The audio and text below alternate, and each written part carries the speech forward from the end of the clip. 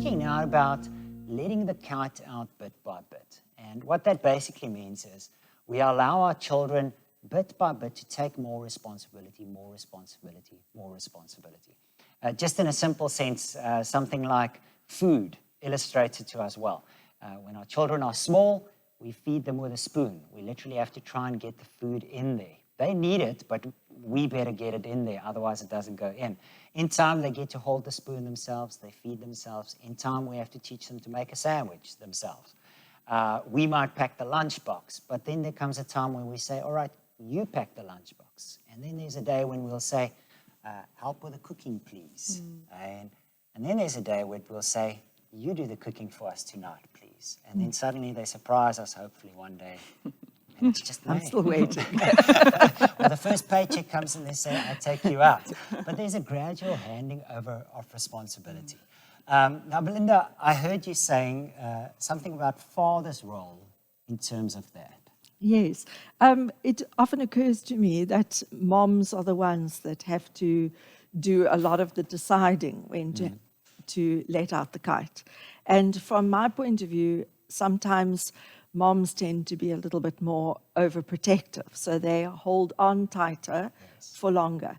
And sometimes I think it's important for a dad to step in and to be able to say to a mom, relax a little bit. Just leave this one, let it go. They need to try this. They need to be a bit adventurous. I have a staff member who says to me that his mom or his dad always used to say to him, my job is to protect you from your mother. And I think that in some ways, dads do need to protect children from their moms, especially if you tend to be a hovering mom. Yeah. I work, I suppose, mostly with high school children, and I think that we make two mistakes when it comes to letting the kite out. Sometimes, as in that case, we hold on too tightly for too long, and then suddenly we have to let go, and children aren't equipped for that letting go. Or we do it the other way around. We let them out too fast, and then they get to the stage where they're teenagers and dabbling in things that we don't want them to, and we're trying to desperately to pull in the kite. I don't know how many parents I've had messaging me or coming to see me and saying, I can't control my 17-year-old son or daughter. It's very hard to control them at 17 if you haven't let that kite out really carefully and slowly over time as they are ready for it. And there again, it differs from child to child. Some children you can let the kite out faster, earlier, because just inherently they're more responsible and they're more careful. Others you've got to hold on for a little while longer, and they've got to earn that letting out over a little bit of a period of time. But really, you've got to hold it tight in the beginning. You can't pull it in later. That's when you sit with rebellion. Yes, you do. And when it's hard then to change things and to redirect things. So if we as parents can learn to start with it tighter and let go slowly as time goes on, we'll save ourselves a lot of heartache and our children a lot of heartache at the end of the road. Yeah. Lisette and I often speak about the end goal is obeying God's voice. And that's where I want to be at the end of the day. So sometimes it's also just for them they need to learn to obey your voice. Yes.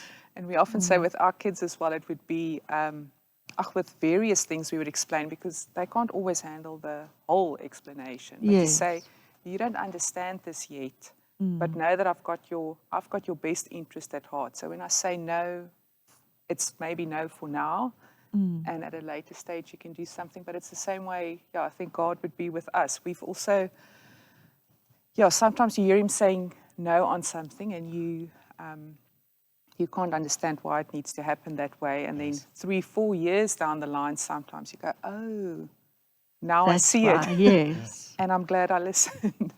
So it's the Wow. same with our kids. Just I think they need to, they just need to learn. Yeah. They can't always have it their way. Yeah. We asked Rob to share a testimony, the head pastor at our church, because he went something through with his eldest daughter. We just illustrates this letting the kite out bit by bit so well. So listen to this.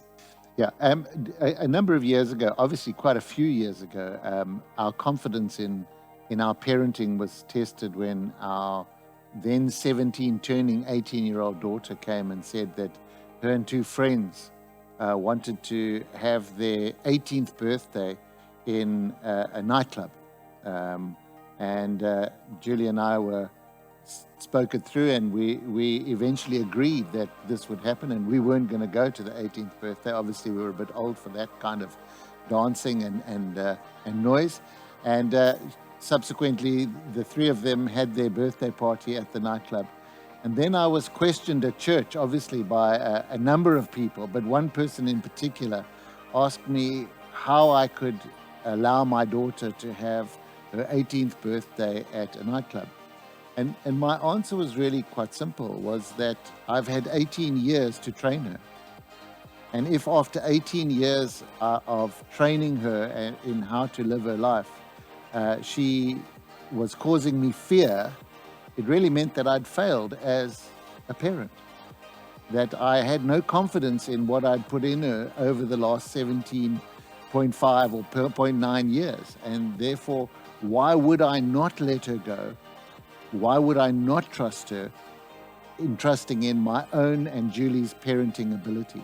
So we felt very confident that we'd done the right job and that we could let her go and be at a place where other people would not trust their children, which really meant they didn't trust their own parenting. And we did. Let's then speak more specifically about the steps in letting go. Okay? You speak about holding it tight at the beginning. So in my heart, that would be, I have to bring my child to a point where they willfully submit. Yes. They willfully submit. And that's in the early days. I have to train them that. You say, it's where I need to be. Submit to mom, submit to dad. And when they're at that stage, then comes the explaining more. Now, I've been a kids pastor for many, many years, and you quickly pick it up, the different styles of parenting. And some kids want to argue with you on absolutely everything, because every decision of yours, every no, every yes at a camp or wherever needs to be explained. And as long as you don't explain it, it's not good enough. I think at a young age, we have to learn them, teach them that explanation is not always necessary. Yeah. There is a space for a young child to just accept, it's because I said so. But it cannot stay there. No. We cannot treat a teenager like that, because that's where you speak about then pulling it in. It's because I said so. It doesn't work No. there. Because one day they need to make those decisions themselves. So I need to explain my reasoning, explain the whys about things, so that when they get to the point that I let the string go and say, all right, now you fly by yourself, they need to be wise enough how to make those good decisions. Yeah. Yeah, definitely. I think that you also, I mean, because I work with teenagers, you do end up explaining a lot more to them, a lot of your reasoning, and they get it often. Every now and again they don't. And then it still has to be, whether you understand or not, Yeah.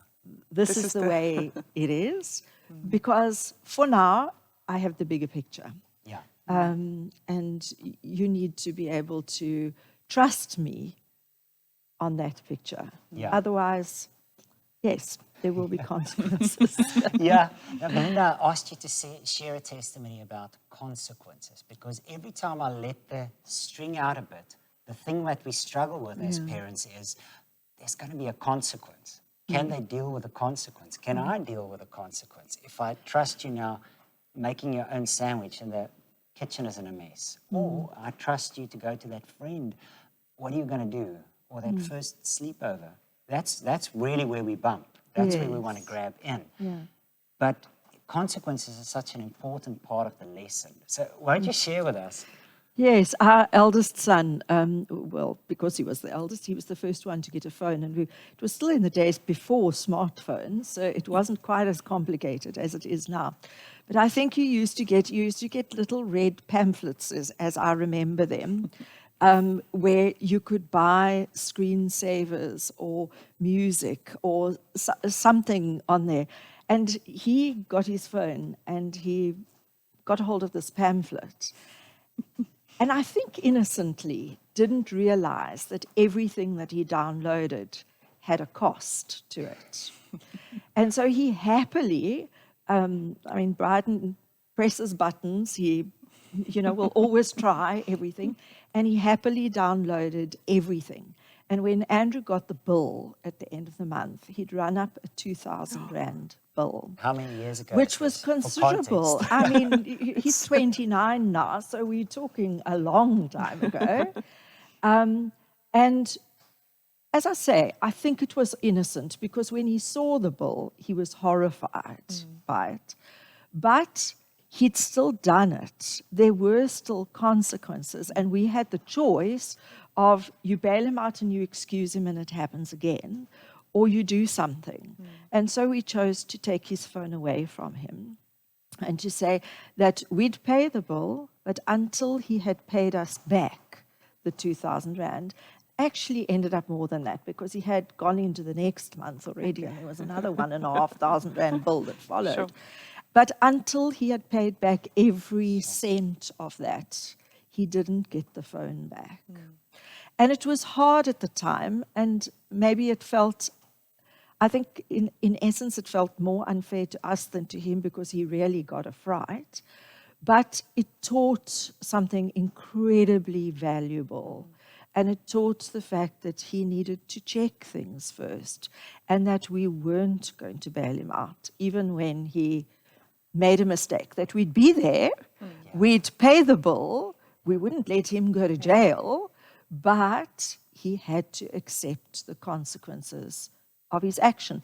And it built a responsibility that we've seen, carry well into his adult life. So sometimes it is hard. And sometimes we let the kite out and we said, okay, you're old enough, responsible enough to have the phone, but he wasn't. And we needed to then change tactic. He needed to experience the consequences of his actions and earn the right to be responsible enough for us to let that kite out that little bit more. Tough lesson, and it's hard when you're a parent to do those kinds of things because you don't want to see your child suffer. But sometimes the short term forcing them to go through the consequences bears long-term reward. Absolutely. We had a time when we were driving, thinking consequences on the N7, and Tessa at that age was... She was about 3 or 4. Yeah. 3 or 4, And she had a little lappy that she loved. Couldn't go to bed without it, couldn't fall asleep without it. It's one of those with the ribbons on the edges. And the window was open at the back. And she kept dangling it out the window, and I kept saying, Tessa, no. Tessa, it's going to go. It's going to lose it. I can imagine. I'm not going to turn around to get it. Yeah, and I actually said, I'm not going to turn around to get it. And sure enough, it left her hand on the N7. And then it was about 5 minutes of dead silence in the car with his But it's still, big and she's eyes. crying because she's now waiting for him to turn around, and he's not turning around. And at some point, just before we got to the Melkbos turnoff, I just said to him, you do realize she's going to need to sleep tonight. And that lappy is quite integral to that sleeping process. So then, as he turned around, he just said, we are turning around this one time. We don't know if we're going to find it. We can't even remember exactly where it left now. But we're turning around, and then we did get the lappy back, and she never dangled anything out of the window again. But just, choose the moments. Yeah. And sometimes it is, I think, harder for parents to enforce those things than for the children Absolutely. to accept them. But yeah, I was it trying is to think now important. which parenting course we watched, but it was also one of the points that the guy made was just to let them fail when the stakes are small. Yes. You know, so not to wait until Yes. they're 18 or something, and then all of a Yeah. sudden you give them little response, you give them the Yes. phone. Yes. And he does make a mistake, Yeah. and it's not the end of the world. Yeah. But he learns a valuable lesson in that. Yes. So because we often want, and I think that's just what you said just now with the moms want to protect. I don't want Yes, them and you to want make mistakes. shame, you know, Yes. so I'll give in. Yeah. But sometimes just letting them, I think of yes. exam times as well. You know, or they say no, they can handle it, and then you see, ugh, something wasn't. They But can't, yeah. it's a good lesson to learn in the.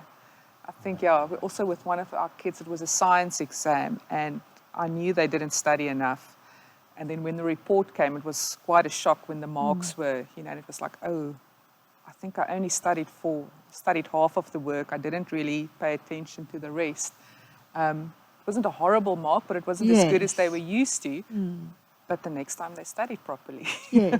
It's the same, was I a- think, with projects at school and Yes. those sorts of things, that often at the last minute, mom is rushing off to the shop Yeah. and Googling and doing this and doing that. Where sometimes- Sometimes you've got to just Take the hands off and say consequences. you're old enough to have planned out your Yeah. time and done And this. then- Yeah. Yeah. Yeah. Yeah. So letting the kite out is a challenge for every single one of us. And we can only keep asking God for wisdom for how far now. And then in time, as Rob's testimony showed, we have to able to trust to say, all right, you know God's voice, you know where you're heading off to. Come and ask for advice when you need it because you're flying by yourself. May God really give us the wisdom, every single one of us, with our children for this too.